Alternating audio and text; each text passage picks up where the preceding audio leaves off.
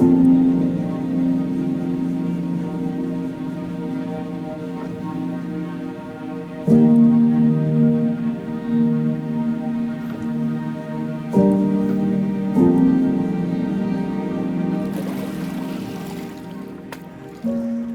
we are, it's early spring at Mountain House. We're in the rose garden. We have a lovely water feature behind us here with lots of water lilies in. So the purpose of today's job is to repot these water lilies, put them into a nice ornamental pot, allow for some more soil around them. So we're increasing the volume of soil around the root system to help them grow better. So the first thing I'm going to do, well the first thing I did was to lay down a nice tarp just to keep the area nice and tidy and clean, because we're going to be working with aquatic soil and we'll get a little bit messy by the time we extract the water lily from here. So the tarp just helps keep the area clean. So the first job will be to extract the water lily from its aquatic pot. Now we're changing from an aquatic pot to a nice ornamental pot. Really, it doesn't really matter if you use either or. The aquatic pots are quite nice because it allows the roots to grow through the sides, but it can make it tricky when you want to get them out to divide them in the future. So as long as you're using a wide, shallow pot, which increases the soil surface area at the top, then it's fine. It doesn't make any difference at all. So this water lily is a nice pink old variety called Madame Julienne Chiflot. So we generally have 4 different varieties of pink water lily in here. So this is one of my favourite ones. It's a beautiful, nice pink flower. So to extract the water lily, I'm going to try and tip the pot upside down and hope that it all comes out in one go. If not, I may have to kind of use a knife or to extract it by cutting around the sides. So let's hope that it comes out in one go. Oh, there you go, nice and easy.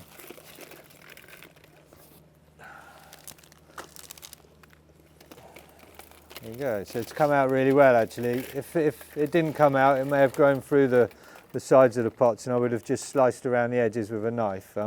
Occasionally they get so kind of rooty inside the aquatic pots that you actually have to cut the entire pot away, but luckily we didn't have to do that this time. So the important thing to be aware of with the water lilies is that this is the growing point, this is the crown, and you can see just some young leaves just starting to pop out. It is early March, so it's still quite early for the water lilies to be growing, but they're just starting to grow now. So what I'm going to do is start to prepare the water lily for replanting. So I'm just going to loosen up some of the soil around the edges to make it to remove some of the older soil if it does happen. You can see there's quite a lot of roots over around this one. And just get it ready so we can plant into this pot in a little while. So just going to remove some of the soil, some of the old soil and some of the stones that are growing on the top, just to make it a bit easier to plant with. When you buy a water lily, say mail order, they usually come as just the rhizome, this bit, and that's the bit that you place onto the top of the surface of the soil. So I basically want to get back to that level to be able to plant it into the pot nicely. There you go. There you go. Some of the roots have snapped, but that's normal. That's okay. So we do have a rhizome. There. I may well cut that part of the rhizome off to start again in a minute because it's quite an old, almost kind of decaying part of the rhizome. So we'll do that in a minute, I think. But what we're going to do now is just tidy up a little bit, just to make it a nice, keep it a nice area to work with. So actually, upon inspection, this water lily rhizome here, there's quite a lot of dead material and quite a lot of rot up at the top. So what I'm going to do is cut back along this section here, just to keep the healthy rhizome material. That's fine. It's just like doing a division from one of the water lily rhizomes. So it's nothing unusual that you couldn't do any time. Usually a division of water lilies is done a bit later in the year, maybe in April or early May. But I think because of the rot on this one, we're going to just cut it off now and replant.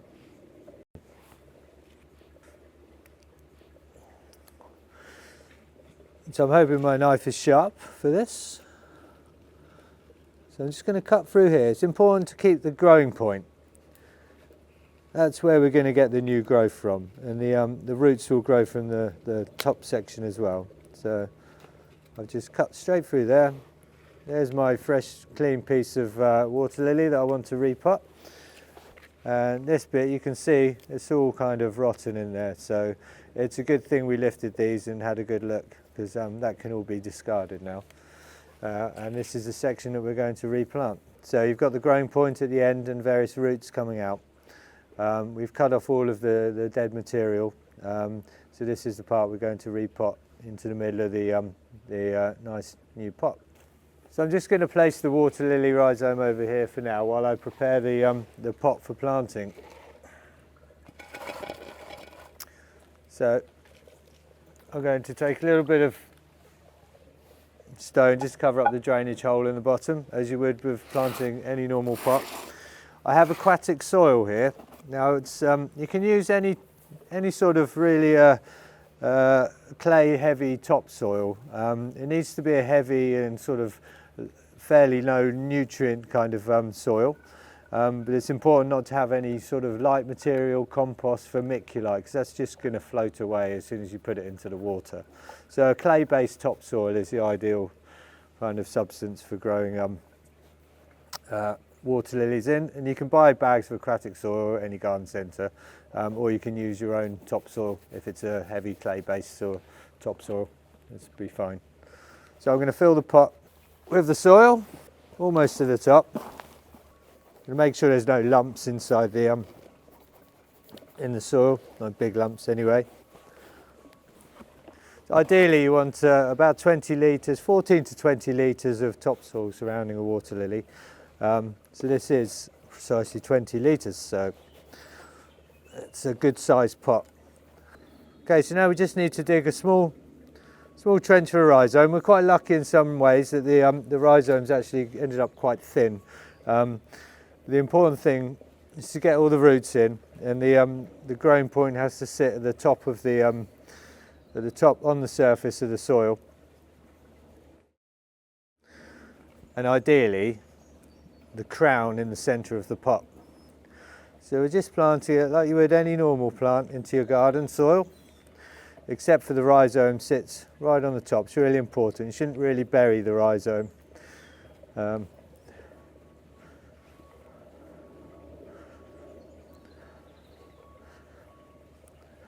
Especially the top part of the rhizome. And try and get some of the soil in and amongst the roots there.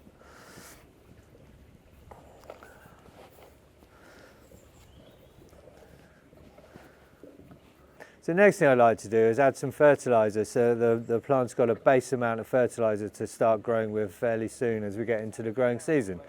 So I have some homemade feed bombs here. So I'm going to apply 3 of these into the soil area around the pot. So these are made by just getting some nice clay sort of soil, adding some slow release fertilizer and a bit of water, and then you mix them all together, make a nice sort of sloppy mess, and then you make little balls which you dry over a few days, somewhere nice and warm and dry, and they form these nice solid little balls, and you can easily, he says, just push them into the soil. So over time, these will release a nice slow release fertilizer around the roots. So I'm putting 3 evenly spaced around the water lily roots and bury them in the soil, and they'll slowly release their fertilizer over the next few months. Now you can add another application of these feed bombs in the middle of the summer as well if you think you need to, but these should suffice for quite a long period. And the final job that I'm going to do with these pots is, because we want it to look ornamental, so I've taken some of the gravel from the base of the pond, and I'm just going to apply a nice top dressing all over. You don't have to do this. This is just for ornamentation. You can just leave it as with the soil only.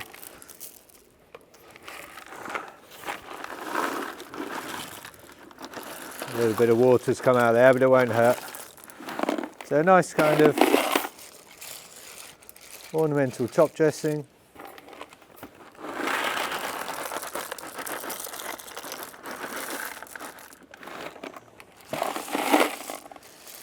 Just so the pot's in keeping with the surrounding area, really. There you go. And the most important job of all, before you put the pot back in the water, is to water it in really well. And that way it equalises the water levels in the soil in the pot with the water in the pond, so that when you put the pot in, everything doesn't float away. So we're going to get a watering can and give it a really nice water and let that soak through, percolate through, before we put it back into the water. Okay, so that's percolated through. So the final job is put it back into the water. Now they say only use 20 litres of substrate because it does get quite heavy. So any more is unmanageable really, but this is just about right. So we're going to put it above its position and we're slowly going to let it go back into the water. Again, if you just drop it straight into the water, everything's going to go everywhere. So just let the water get into there slowly. And you can already see that just even with the mulch on top, that some of the soil is starting to get into the water. So and just gently lower it down. So this one's planted at 60 centimetres deep. So different water lilies like different depths. So this variety actually likes between 40 to 80 centimetres deep, which is perfect for us. But some varieties, when you're buying them elsewhere, they might only require 10 to 20 centimetres depth. But this is a nice variety for us.